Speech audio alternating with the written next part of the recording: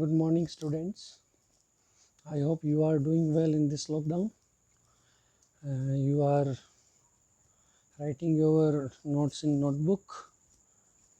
आप लोग अपने notebook में सारे notes completely note कर रहे होंगे. These notes are supplying by me.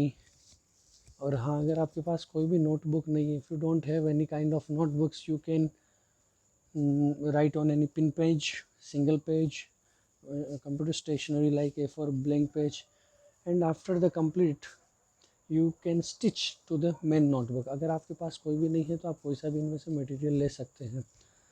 Students, in previous classes we have discussed on the industrial revolution, chapter 9 of our book industrial revolution. Industrial revolution क्या है, व्हाट, क्यों, वाई, व्हेन, कब, where, कहाँ. और where में भी वेयर का कहाँ, क्योंकि ब्रिटेन में हुआ तो ब्रिटेन में क्यों हुआ, why it happened only in Britain, we have discussed in last class. We discussed on two inventions out of 4 inventions. What were the 4 inventions? Coal and iron, spinning and weaving, steam power, and fourth is the canals and railways. So students, we have discussed in last class on the 2 inventions, coal and iron and spinning and weaving. हमने 2 इन पर discussion कर लिया था इस class के अंदर. In this class we will discuss on the remaining 2 inventions. What are the remaining 2 inventions? The remaining 2 inventions are the steam power and canals and railways. We will discuss on these 2 inventions. So students, let's start the class. These notes are final notes for your final work. इनको आपको expand करके elaborate करके अपने हिसाब से लिखना है, but इनको तो मेनली अपनी नोटबुक में लिखना ही लिखना है. And I will ask for the pictures of your homework in within 2 or 3 days. Okay students, I will call you tomorrow or maybe on Saturday. Steam power. What do you know about steam power? Steam power क्या है कि हमने कब जब किसी पानी को गर्म किया, when we boil the water,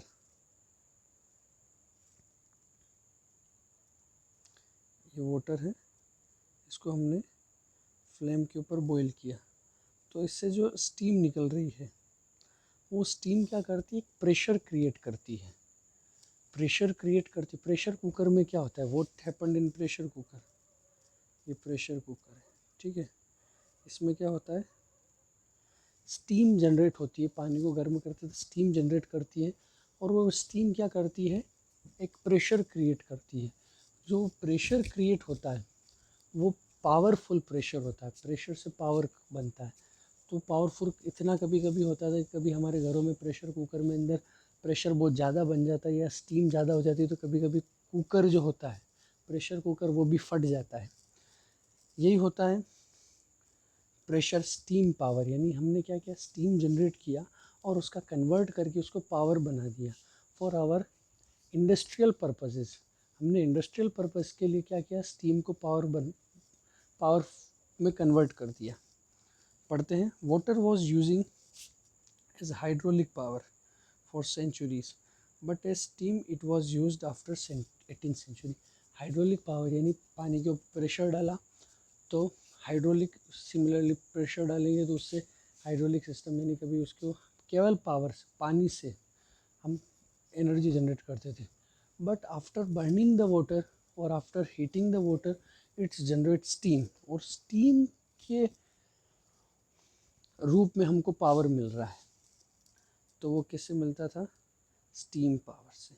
तो ये कब स्टार्ट हुआ, 18th century के अंदर. It started in 18th century. Steam, पानी को गर्म करने से जो स्टीम बना, उस स्टीम का पावर के रूप में यूज़ कब होने लगा, आफ्टर 18th century. अब स्टीम पावर के एडवांटेजेस क्या होते हैं ये देख लेते हैं. Steam power provides high pressure at high temperature. अगर हम बहुत हाई टेम्परेचर जनरेट करते हैं तो वो क्या करता है, स्टीम क्या करता है, हाई प्रेशर जनरेट करता है. और हाई प्रेशर जनरेट करेगा for use of broad use of machinery. और जो टेम्परेचर हाई प्रेशर जनरेट करेगा, और प्रेशर से क्या होता है, मशीनरी वर्क करती थी। तो स्टीम पावर क्या होता है, ब्रॉड मशीनरी यानी बड़ी बड़ी मशीनरी या अलग अलग जगह मशीनरी का यूज़ करने के लिए क्या करता है, प्रेशर जनरेट करता है, एनर्जी जनरेट करता है। Reliable source of manufacturing of machines,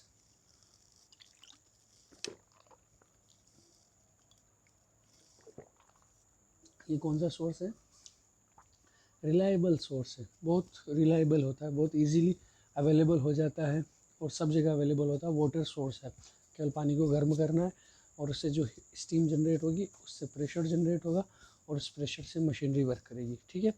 तीसरा इसका क्या है, इनएक्सपेंसिव सोर्स, और इतना महंगा सोर्स, न इसमें पेट्रोल लग रहा है, न इसमें डीजल लग रहा है, न इसमें केरोसिन लग रहा है, कोई भी, ना मिथेन, ना एलपीजी, ना सीएनजी, कुछ भी नहीं, ना लकड़ी, ना कोयला, ना कुछ नहीं लग रहा है। It is depends on only water. अब वो चाहे पानी समुद्र का लो, चाहे नदी का लो, चाहे बांध का लो, बावड़ी का लो, कुएं का लो, नाली का लो, नाले का लो, कहीं का भी पानी लो, वो क्या करेगा, स्टीम जनरेट करेगा, उससे मशीनरी चलेगी। तो इन्हें एक्सपेंसिव सोर्स है। तो स्टीम पावर के 3 एडवांटेजेस हैं। कौन से हैं, steam power high temperature generate करता है, reliable source and inexpensive source. ठीक है। नेक्स्ट, अब स्टीम पावर का यूज़ होना स्टार्ट हो गया 18th सेंचुरी में। ठीक है। अब स्टीम पावर पहले ओनली कहाँ यूज़ होता था, first use in mines for deeper excavations. इसका सबसे पहले यूज़ कहाँ होता था, माइंसों के अंदर। माइंस क्या होती है, आपको मालूम है, आयरन की माइंस होती है, जहाँ से ज़मीन के अंदर खोद खोद कर मिनरल्स निकाले जाते हैं, और जहाँ मिनरल्स मिलते हैं उस जगह को बोलते हैं माइंस। माइंस से निकला मिनरल, तो जहाँ से minerals, gold, silver, iron, platinum, कोयला एंड अदर मैनी मेटल्स, और ठीक है, तो वो सब मिनरल्स जहाँ से निकलते हैं उनको माइंस। और माइंस के अंदर डीपर एक्सकेवेशन यानी गहरी खुदाई, एक एक्सकेवेशन यानी और अंदर जाने के लिए क्या करते थे, स्टीम पावर का यूज़ करते थे। ठीक है। केवल माइनर्स, एक टर्म आती है द माइनर्स फ्रेंड, ये समझना है। What was the miners friend, miner यानी जो लोग माइनिंग करते वो माइनर्स। द स्टीम इंजन, ये एक स्टीम इंजन था, वॉज डेवलप्ड इन 1698। 1698 में किसने किया था, द थॉमस सेवरी, एक पर्सन है थॉमस सेवरी, एक जिसने क्या बनाया था, द माइनर्स फ्रेंड। एक स्टीम इंजन है माइनर्स फ्रेंड। इस स्टीम इंजन को उसने क्या किया था, डेवलप किया था। कब किया था, 1698 में, टू ड्रेन द माइंस। ये इंपॉर्टेंट चीज़ है, उसने क्या किया था,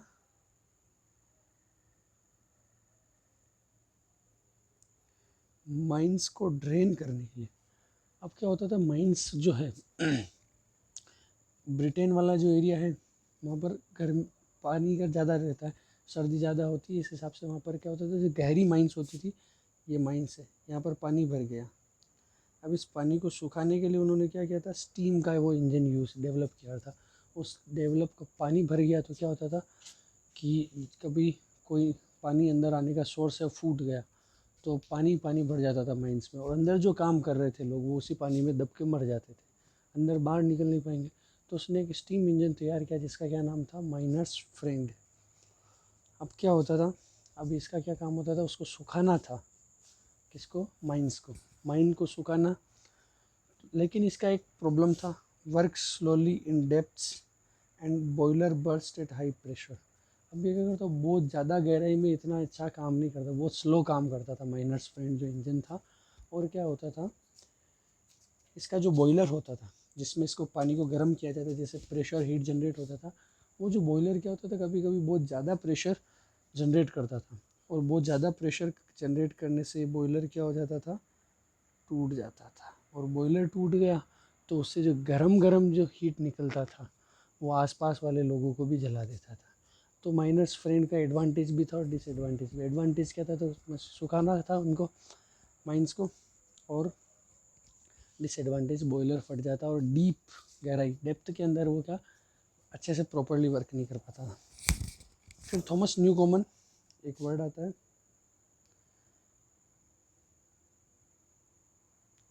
Thomas Newcomen also made a steam engine.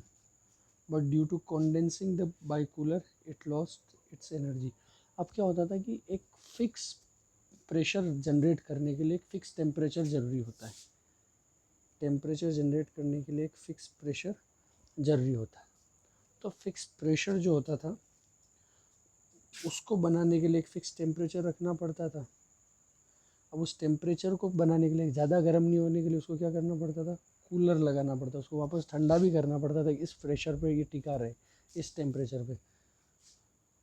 तो क्या होता था उस कूलिंग के चक्कर में कभी कभी क्या होता था, उसका जो एनर्जी था, यानी बहुत हाई एनर्जी जनरेट हो रहा, फिर उसको ठंडा किया तो उसका जो एनर्जी क्या हो जाता था, ख़त्म हो जाता था। तो थॉमस न्यूकॉमन ने भी ऐसा स्टीम इंजन काम किया था, लेकिन वो कंडेंसिंग कूलर जो होता था, कंडेंस जो उसको कूल करता था, कंडेंसर, उसके चक्कर में उसका एनर्जी ख़त्म हो जाता था। अब मेन आता है मेन हमारे हीरो का, पूरी दुनिया जानती है, James Watt, who develop the steam engine in the first time in the world. पुराने स्टीम इंजन्स हुए, but the for the machinery use he develop the steam engine which was the most famous. ठीक है, वो was the James what. James Watt एक बड़ा आदमी था Europe में। उसने क्या काम किया था देख लेते हैं। The James Watt invented his engine in 1769। उसने कब इन्वेंट किया, 1769 में। प्राइम मूवर, एक टर्म आती प्राइम मूवर। प्राइम मूवर क्या होता है कि पहले कहाँ काम हो रहा था, माइंस में, शिफ्ट होके किधर आ गया, इंडस्ट्रीज़ में। तो इसने क्या किया, पूरा का पूरा स्टीम इंजन को मूव कर दिया one place to other place, इसलिए इसको क्या बोला है, प्राइम मूवर। इसके इंजन का नाम प्राइम मूवर नहीं था, बट उसने इंजन का प्राइम मूव करा दिया, बहुत बड़ा मूव कराया। Was a type of engine which provides energy to machine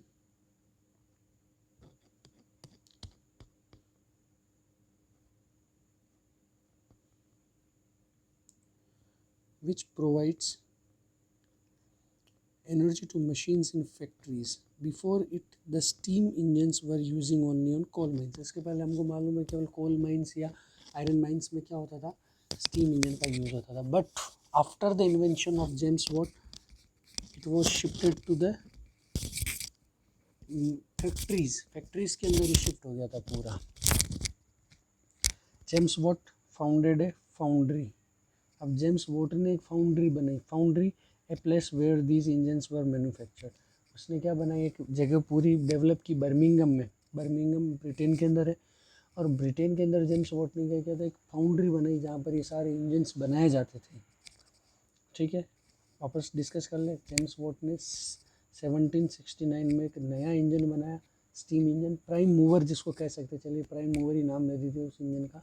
उसने क्या काम किया था, पहले जहाँ steam engine only works in coal mines, now it was uses in factories के अंदर यूज़ होने लगा था, इसलिए इसको प्राइम मूवर बोला है। जेम्स वॉट ने क्या किया, बर्मिंघम के अंदर एक फाउंड्री बनाई जहाँ पर ये सारे क्या बनते थे, स्टीम इंजन्स डेवलप होते थे। At the end of century, the Britain was manufacturing the 70% of horsepower of all Europe. Britain हमेशा आगे रहा है, और इतना स्टीम पावर इंजन बनाने से उसका जो हुआ था 70% ऑफ हॉर्स पावर। टोटल जो यूरोप का जो पावर जनरेट हो रहा था उसका अकेला 70% पावर कौन जनरेट कर रहा था, ब्रिटेन। ये स्टीम पावर हमारा हो गया। स्टीम पावर के अंदर हमने पढ़ लिया, पहले स्टीम इंजन यूज़ नहीं होते थे, पहले वाटर का हाइड्रोलिक जैसा यूज़ होता था। हाइड्रोलिक के बाद क्या चेंज हुआ, स्टीम इंजन बने। But these steams engines were used only in the coal mines और आयरन माइंस, केवल माइनिंग के लिए यूज़ होते थे। But after the invention of James Watt ने इन्वेंशंस किया, और इन्वेंशन करने के बाद क्या हुआ, ये जो इन्वेंशन हुआ इसके बाद ये जो ओनली यूजेज इन कोल माइंस वो शिफ्ट होकर फैक्ट्रीज़ में यूज़ होने लगा, इसलिए बहुत बड़ा इंडस्ट्रियलाइजेशन में स्टीम पावर का यूज़ हुआ। ठीक है, फिर आता है कैनाल्स और रेलवेज। कैनाल्स क्या है, नहरें। रेलवेज जो रेलवे लाइन हम देखते हैं वो रेलवेज है। ठीक है, कैनाल्स में देख लेते हैं। Canals were usually made by transporting coal from one place to another on the purpose of for industries and the heating sorry यहाँ पे वाई नहीं है, टी है, वाई की जगह हीटिंग लाइटनिंग ऑफ फॉर्म्स। पहले कैनाल्स हमेशा से कहा कब किसके लिए यूज़ आई है, जो कोल होता था, हमको मालूम है आयरन के अंदर आयरन को स्मेल्ट करने के लिए कोल का यूज़ होता था, बर्निंग के लिए, अदर वर्क्स के लिए कोल का यूज़ हमेशा फैक्ट्री में हुआ है। तो फैक्ट्रीज़ के अंदर जो यूज़ होता था वो कोल का यूज़ होता था। तो कैनल्स का काम आती थी फैक्ट्रीज़ में एक प्लेस से दूसरे प्लेस तक इन चीज़ों को कैरी करने के लिए। और साथ ही साथ घरों में उस टाइम लाइट तो थी नहीं, तो वो लोग क्या करते थे, जलाते थे कुछ चीज़ को। तो लाइटनिंग ऑफ हीटिंग, लाइट जलाने के लिए homes, heating and lightning of the homes, अपने घर के अंदर गर्मी बनाने के लिए, ठंडा जगह है ब्रिटेन, ठंड पड़ती है और वहाँ पर लाइट जलाने के लिए क्या करते थे, कोल की ज़रूरत पड़ती थी। और this coal were transported by the canals. The first English canal important चीज़ है। द फर्स्ट इंग्लिश कैनाल, इसका नाम क्या था, वर्सली कैनाल, 1761 में बनी थी by James Brindley. James Brindley ने 1761 में वॉर्सले कैनाल बनाई।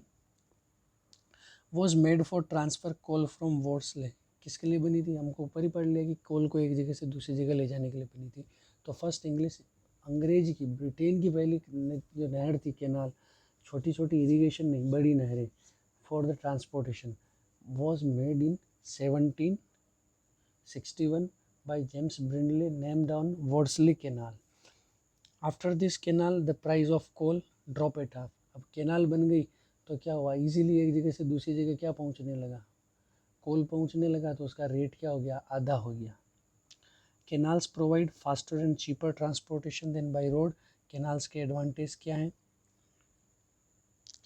कैनाल्स के एडवांटेज है कि faster and cheaper transportation than by road, यानी रोड से क्या होता है, फास्टर और चीपर यानी सस्ता ट्रांसपोर्टेशन क्या करता है, सप्लाई करता है, कौन, कैनाल। द कैनाल्स पर made by big landlords and increase the price of value of their lands for industries. अब ये क्या टर्म है, इसको समझना जरूरी है। वो क्या होता है कि बड़े बड़े जो लोग थे जिनके पास बहुत सारी ज़मीनें थी, उन लोगों ने क्या किया, अपनी ज़मीनों के किनारे क्या बना ली, नहरें बना ली। अब नहरें ज़मीनों के किनारे बना ली, अब किसी को इंडस्ट्री खरीदनी है तो वो क्या करेगा, जो होता था, ये नहर है, कैनाल से इसके पास वाली जगह देखता था, क्यों, क्योंकि ट्रांसपोर्टेशन के लिए सूटेबल होता था। तो ट्रांसपोर्टेशन के लिए सूटेबल होता था, तो जो बड़े बड़े लैंडलॉर्ड्स थे उन लोगों ने अपनी ज़मीन के किनारे क्या बना ली, अपनी ज़मीनों पर नहरें बना ली। और फिर ज़मीनों पर नहरें बनाई तो इनकी प्राइस क्या हो गई, हाई प्राइस हो गई। तो इंडस्ट्रीज जो बनाना चाहते थे उनको बहुत हाई प्राइस पे इन्होंने बेचा इसको। तो लोग क्या करते थे, मोस्टली कौन बनाते थे, बिग लैंड लॉर्ड्स, जिनके पास बड़ी बड़ी ज़मीनें होती थी, उन्होंने कैनाल्स बनवा ली। To increase the price value of their lands for industries, lands बनाने के लिए उन्होंने अपनी प्राइस को हाई करने के लिए उन्होंने क्या किया, कैनाल्स बना ली। Canals developed in new cities for the trade and marketing such as Birmingham. Canals ने क्या किया, नई सिटीज़ डेवलप कर दी, यानी जहाँ जहाँ कैनाल बनी वहाँ के उसके चारों ओर प्रीफेरी के अंदर बड़ी बड़ी सिटीज़ डेवलप हो गई, जैसे कि बर्मिंगम उन्हीं में से एक सिटी है। ठीक है स्टूडेंट्स, इसके आगे चलते हैं। एक नई कैनाल है जिसका नाम है ब्रिस्टल चैनल। वो क्या करती है, बर्मिंगम और लंदन को जोड़ती है। जैसे कि वॉर्सले कैनाल है जो वॉर्सले से कोल को एक जगह दूसरी जगह ले जाती है। सिमिलरली बर्मिंगम और लंदन को जोड़ने वाली जो चैनल है उसका नाम है ब्रिस्टल चैनल। कैनल मानिया एक टर्म है, कैनल मानिया का मीनिंग है, एक वर्ड आता है रेसल मानिया। अगर आप लोग WWE देखते हैं तो उसमें वर्ड आता है रेसल मानिया, यानी कि खूब सारे फाइटर्स एक साथ लड़ेंगे, रेसल मैनिया। सिमिलरली क्या हो, कैनल मैनिया का मतलब कि खूब सारी कैनल्स एक साथ बनने लगी, इसलिए इसको क्या बोला है, कैनल मानिया। तो 1760 से 1790 तक 30 साल के अंदर approx in 30 years 25 new canal project started in the Britain, this era called canal mania. Britain के अंदर 25 न्यू कैनल्स ऐसा नहीं कि 1-2 किलोमीटर में बनती, कैनल्स अप्रोक्स 50, 500, 600, 1000 किलोमीटर्स में बनती। ऐसे 25 बड़े बड़े प्रोजेक्ट्स बन गए, इसलिए इसको क्या बोला है, canal mania. From 1760 to 1790 a 25 big projects of canal manufacturing started in Britain. This era of canal making is called canal mania. Canals की भी कुछ प्रॉब्लम्स होती हैं, क्या करती हैं कि खूब सारे ऐसे एजेस होते हैं कैनल्स में, ऐसे ऐसे एजेस बने होते हैं, या कभी कभी कैनल्स ऐसे चलती चलती पतली हो जाती है, तो इन पतली होने पर क्या होता था कि कैनल्स का जो ट्रांसपोर्टेशन हो जाता वो क्या हो जाता था, स्लो हो जाता था। Congestion of vessels made slow the transportation at some turns, कुछ टर्न्स पे या कभी कभी छोटी होने से कैनल्स क्या होता था, ट्रांसपोर्टेशन स्लो हो जाता था। कभी सूख जाती थी कैनल्स तो काम नहीं करेगी, कभी जम जाती थी, क्योंकि ब्रिटेन के अंदर ठंडी जगह तो बर्फ़ पड़ती है, तो कभी कभी हमेशा कैनल्स जमती थी, और कभी कभी उनमें क्या जाती थी, बाढ़ आ जाती थी, फ्लड आ जाता था, तो भी वो कैनल्स का यूज़ नहीं हो पाता। तो कैनल्स के 4 डिसएडवांटेजेस हैं, प्रॉब्लम्स हैं। पहला, कुछ जगह पर छोटी होने से कैनल्स स्लो कर देगी, सूखा हो गया, बाढ़ आ गई, जम गई तो कैनल्स प्रॉब्लम करेगी। आगे चलते हैं रेलवेज़ के अंदर। Railway provides a good alternative of canals. अब रेलवे क्या करता है, कैनल्स का एक अल्टरनेटिव देता है, क्योंकि विद इन इंटर या इंट्रा कंट्री के अंदर क्या होता है, ट्रांसपोर्टेशन के लिए कैनल्स क्या करता है, कैनल्स का एक अल्टरनेटिव मिलता है हमको, उसका नाम क्या है, railway. Cheap and fast transportation of goods as well as passenger throughout the country. Transportation है, चीपर है और फास्टर है, कैनल से फास्टर है। किसका है, गुड्स के साथ साथ किसको भी ले जा सकता है, पैसेंजर को भी ले जा सकता है। पहले वाली चीज़ें केवल क्या करती थी, चीज़ों को ले जाती थी, कोल्स को ले जाती, लेकिन रेलवे क्या करता है, चीज़ों को भी ले जा रहा है, साथ साथ में पैसेंजर को भी ले जा रहा है, सस्ता भी है, चीप है, फास्टर है, और उससे अच्छा है अल्टरनेटिव उसका। कंबाइंड ऑफ टू इन्वेंशन, अब ये देखना है कि रेलवे किन 2 इन्वेंशन इसमें जुड़े हुए हैं, बताएंगे आप कौन कौन से 2 इन्वेंशन है। पहला तो स्टीम, जिससे उसका इंजन चलता था, दूसरा आयरन, जिससे उसके ट्रैक बने होते थे। पहले लकड़ी के ट्रैक बनते थे, वुडन ट्रैक थे, उसकी जगह अब कौन से आने लगे, आयरन ट्रैक बन गए। ठीक है, तो 2 इन्वेंशन का मिक्सचर है। स्टीम पावर, स्टीम से उसका क्या चलता था, इंजन, और वुडन से जो चेंज हो गया, आयरन ट्रैक बन गए। तो आयरन और वुडन का क्या था, इन्वेंशन का मिक्सचर था।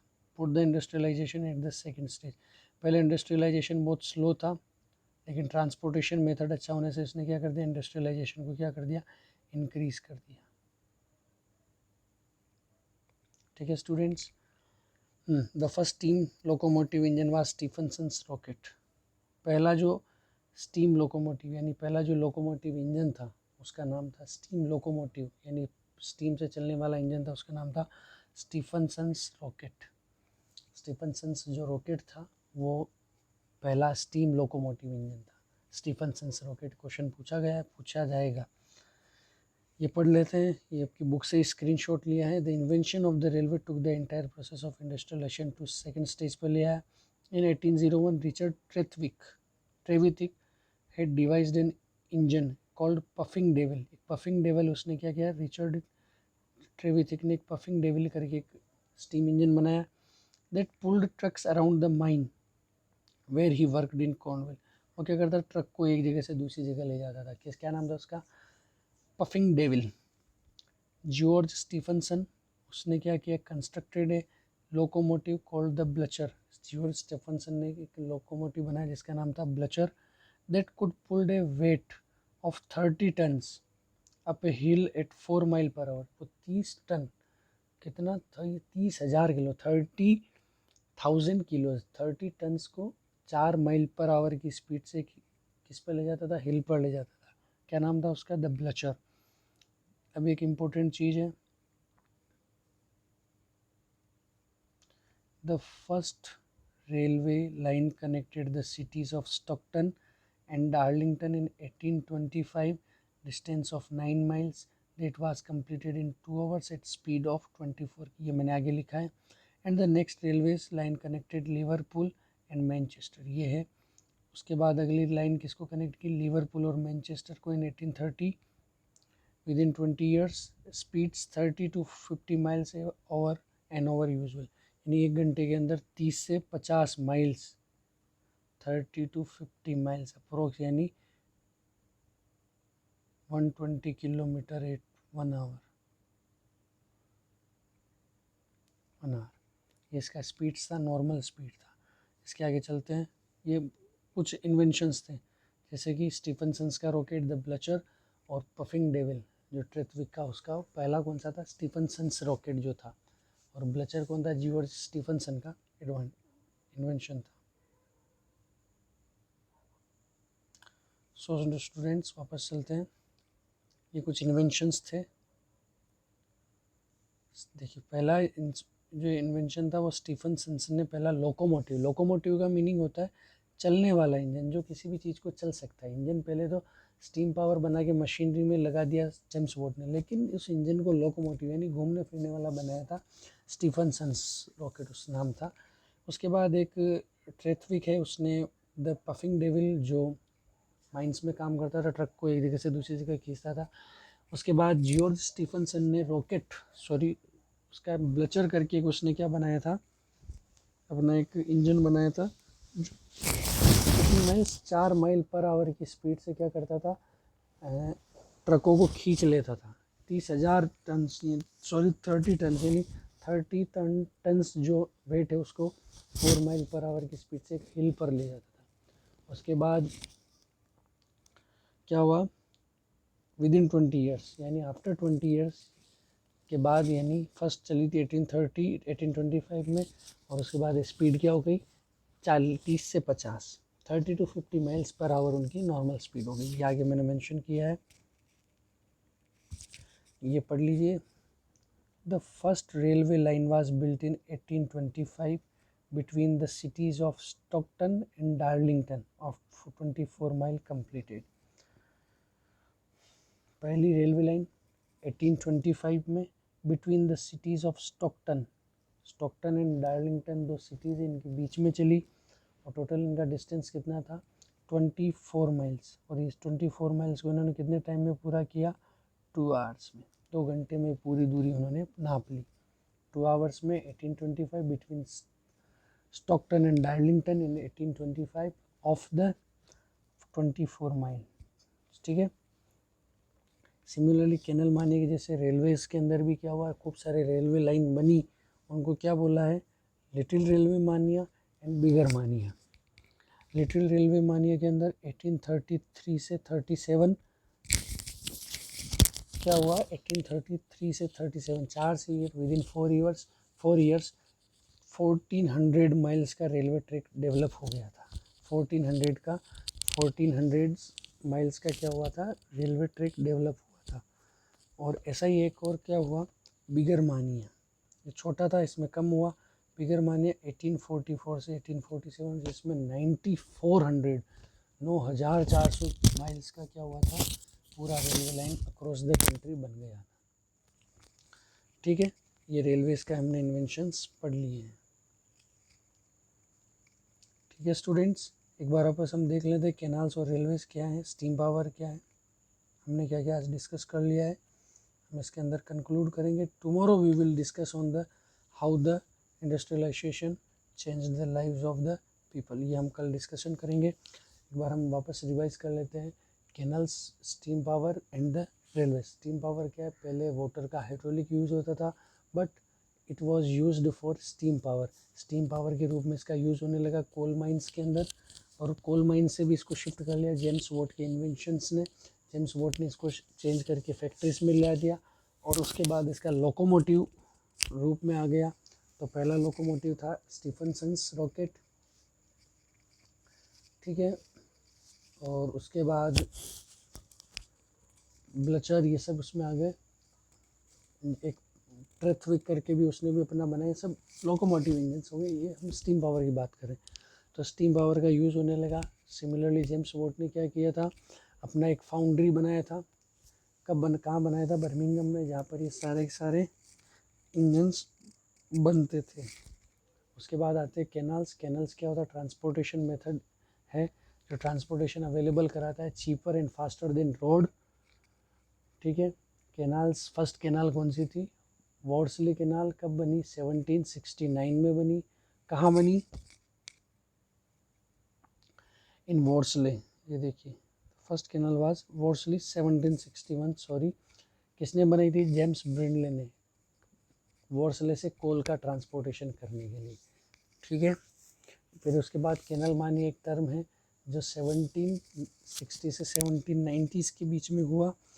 उसमें बहुत बड़ी यानी 25 new projects of canals were started. 25 new project start हुए, इसलिए इसको कैनल मानिया बोला है। कैनल मानिया का फ़ायदा क्या है, चीपर और फास्टर ट्रांसपोर्टेशन देन वाटर। कुछ लोग बड़े बड़े लैंडलॉर्ड्स इनको बनाते थे अपनी रेट्स को हाई करने के लिए। उसके प्रॉब्लम्स क्या हैं? कुछ टर्न्स या कुछ कंजेस्टेड एरियाज़ के अंदर इसकी स्पीड स्लो, फ्लड, ड्रॉट और फ्रोज़न जम जाएगी, सूखा आएगा या बाढ़ आएगी तो ये काम नहीं करेगी। इसका अल्टरनेटिव रेलवे निकला। रेलवे के अंदर लोकोमोटिव इंजन रहा, Stephenson's Rocket, Blucher and Puffing devil.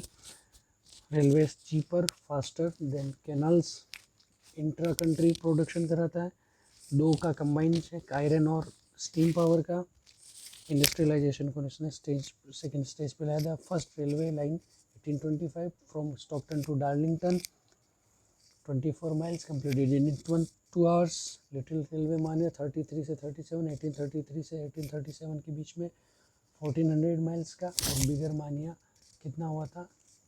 1844 से 47, 9400 miles of railway tracks was completed. So this would be the our class. Next class we will discuss on how the industrialization changed the life of people. Thank you students. Stay home, stay safe और do your notebook, sorry do your homework. अपना homework करते रहिए, इनको notes को उतारते रहिए। You will find the questions in the notes. आपको इन videos के अंदर आपके क्वेश्चन जो मैंने पूछे हैं वो मिल जाएंगे। इनको लिखिए और I will give you the questions at the last of the class. Class के लास्ट में आपको क्वेश्चन बता दूंगा। Okay students, thank you so much. Stay home, stay safe. Thank you.